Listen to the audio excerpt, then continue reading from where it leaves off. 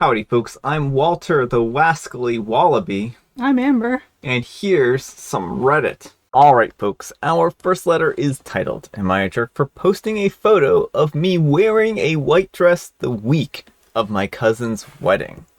I am a 20-year-old female, and I saw a bunch of wedding posts, so I thought that I would share the situation that I'm in.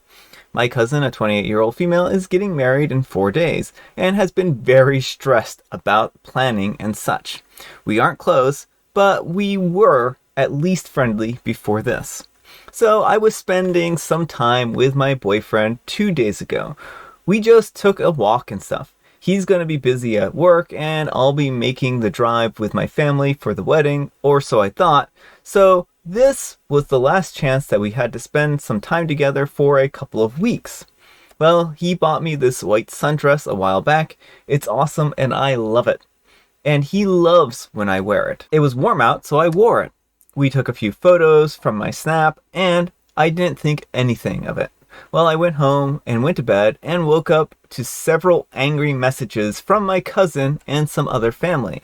My cousin and some of the relatives are friends on Snapchat and saw my photos.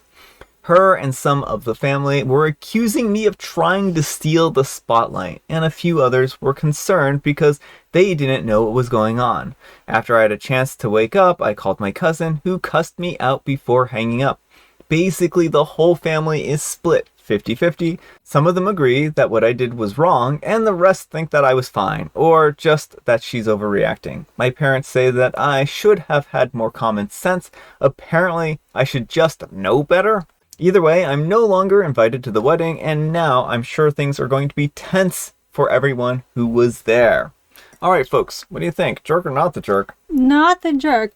You were not at the wedding. You were not at a wedding-related event. This had absolutely nothing to do with your cousin. Your cousin cannot control what everyone wears the week before the wedding. Yeah, I mean, this one's pretty bizarre in the respect that the cousin thinks that she owns that whole week. Right, it's such an overreach. Like, when is the cutoff point for not wearing white? Like, it's not like you wore it, again, to anything wedding-related. Yeah, like, is it the week before and the week after? What time frame are we looking for here? Is it the month?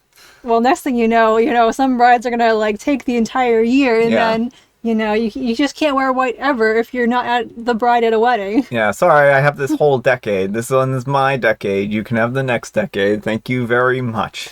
And like, what baffles me is not just the cousin, but so many of the family members think that OP did something wrong here. Like, I've never heard of wearing white before a wedding being a faux pas. Yeah. Like, again, if it's at a wedding-related event, sure, but going on a walk with your boyfriend in a completely unrelated location?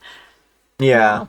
And it wasn't even a wedding dress. It was just a white sundress. Like, maybe if OP had broken into the cousin's house, stolen her wedding dress, and then flaunted it around, that might be a little bit of a different situation where she might be justified about them wearing white the week before the wedding. Yeah, like, it baffles me. No, you're 100% not the jerk, OP. It's baffling. Yeah. So anyhow, take care and good luck. All right, folks, our next letter is titled, Am I a jerk for choosing to celebrate my sister's birthday instead of my dad's wedding? I am a 27-year-old male, and I've always been close with my younger sister, Mary, a 20-year-old female. Mary has been overlooked by my dad from the moment that she was born. My dad never wanted a daughter, and tensions with his ex-wife, Mary's mom, led him to basically excluding her from everything. Nothing she ever does is good enough for him, and she is often excluded from family gatherings. I always try my best to include her, or even take her out, just the two of us, to make her feel better.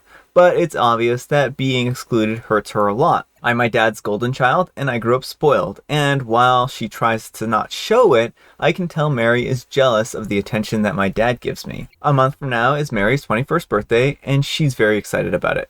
I live in a different state, but I made a promise to fly over on her birthday so that I could take her to get her first drink.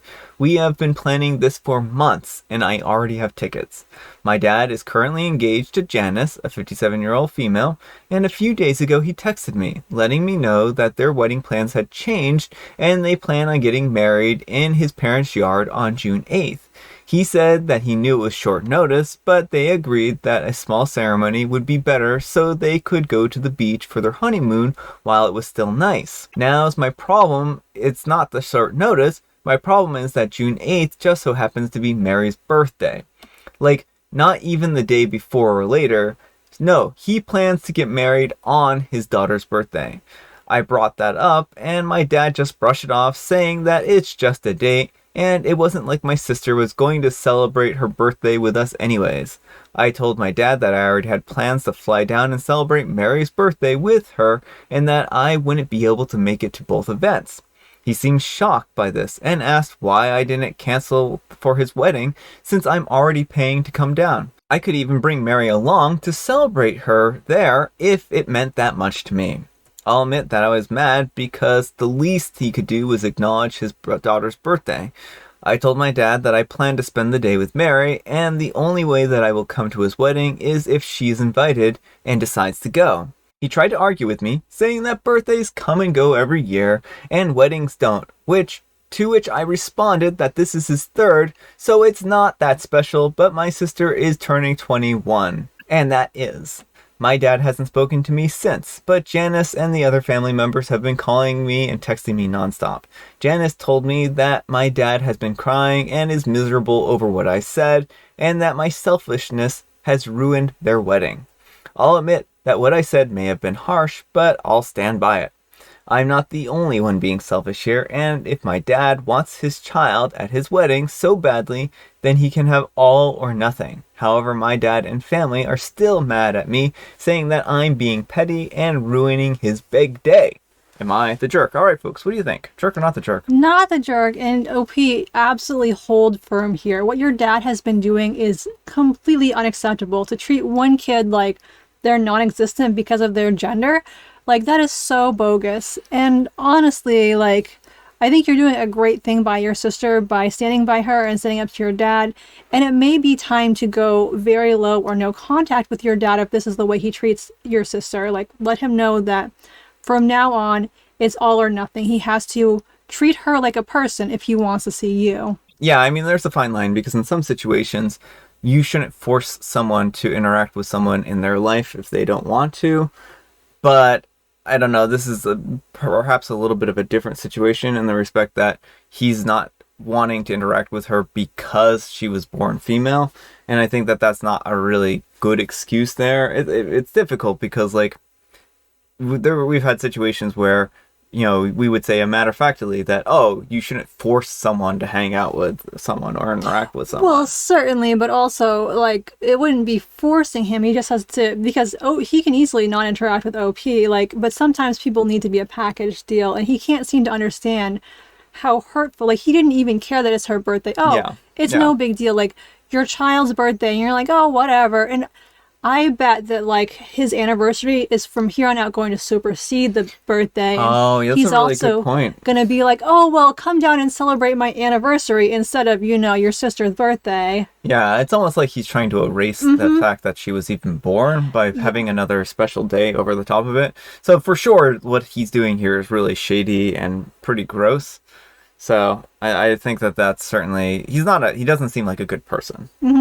So I don't know why OP, I mean, I guess, like, family is hard because it's hard and difficult to cut off family that is bad sometimes. And I can understand why OP is humoring their father. Well, also, if there are other family members who are saying that he's in the right, it can feel like, you know, you're doing something wrong. But no, OP, you absolutely are doing the right thing here. Your sister deserves better than this. Yeah. So anyhow, take care and good luck. All right, folks, our next letter is titled, Am I a Jerk for Not Telling My Parents That Their Daughter is Dead? And this one's a kind of a sad one. It was also submitted to me by somebody, and they wanted some advice on this, so Amber and I are going to try giving them the best advice that we can. Long story short, 15 years ago, I, a non-binary 52-year-old, received an anonymous letter in the mail that said that I had a full sister my parents had in high school that no one had told me about. The letter also gave me a home to start with and leads that said don't ask the family for help. They'll just deny it. I confronted my parents, who were devastated that this finally reached me, but they were honest with me. It happened when they were both 16 and my grandparents forced my mother to go to a religious home until the baby was born. While she was there, she was mentally beaten down and degraded. The girls, all pregnant teens, were only allowed to go outside via a backyard with a high fence, so no one could see them because they were so sinful. My mother only saw the baby girl for a few seconds before Allison was taken away, and she returned home and was told never to mention it to the family or anyone again. Well, eventually my mom got pregnant with me in college and was forced to drop out. And there was a shotgun wedding, and my parents are still together. Learning about this explained so much about the family dynamics, and my parents admitted that they stayed in the area hoping that it would be easier for my sister to find them one day if she wanted. But neither wanted to actively look for her. They said that it was their daughter's decision if she wanted to search, and they asked me not to. But without telling them, I spent 5 very hard years searching for her, only to find out that she had died as a child. The paper trail was horrible. It's still a miracle that I was able to finally get as much information as I did. She has no death certificate. It broke me. Don't even let anyone ever tell you that you can't mourn someone that you never met. My parents have never mentioned her again since that day that I confronted them about it, and I mourned alone and kept her death to myself this past decade. But a few weeks ago, my mother said something unusual that makes me think that she's finally ready to search for her daughter via the internet. She won't find anything because there's no digital trail.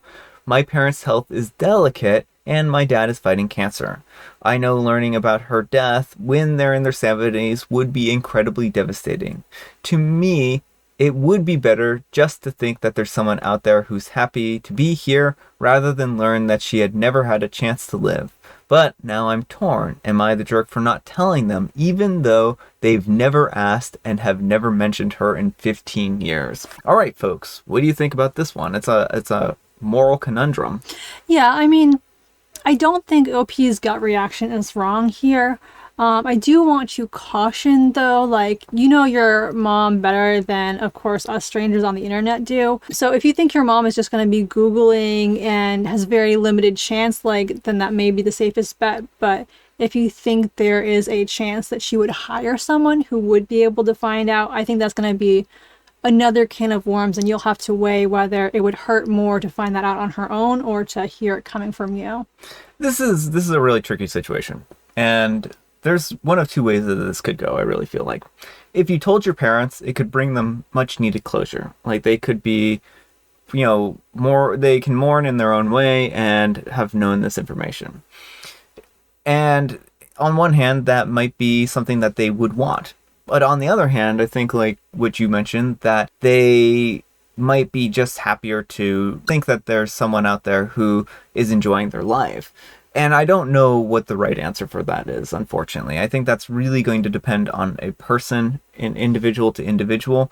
And you're probably going to know better than most people how your parents are going to react to that kind of news. And so if your gut instincts are telling you that this might be better to not tell them, then maybe it would be better to not tell them.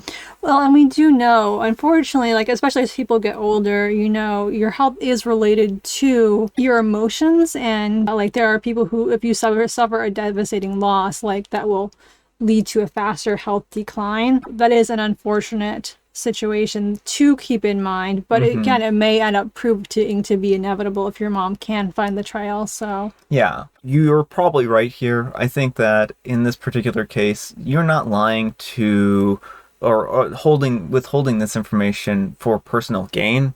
You're not doing this because you stand to get a bigger inheritance or something like that, or any of that kind of information.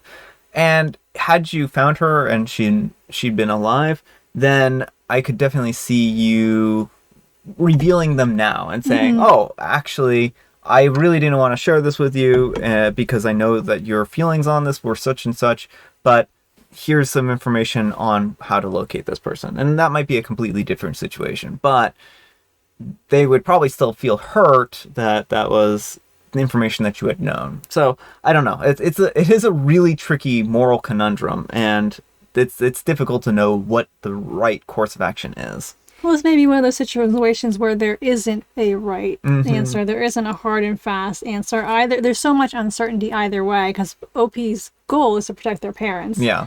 and it's not clear which option would do that the best. Yeah. So I think at the end of the day, it just has to be one of those things that you have to make a judgment call on and live with that decision. But I think also what Amber said is really important. If you feel that your mother is going to go out of her way to hire someone to investigate this, then it might be better to come clean and sit down with them. That's my thoughts. Let me know what you folks think. Anyhow, take care and good luck. All right, folks, it is tea time. Grab your beverages of choice. I've got some tea right here, and Amber's got a joke.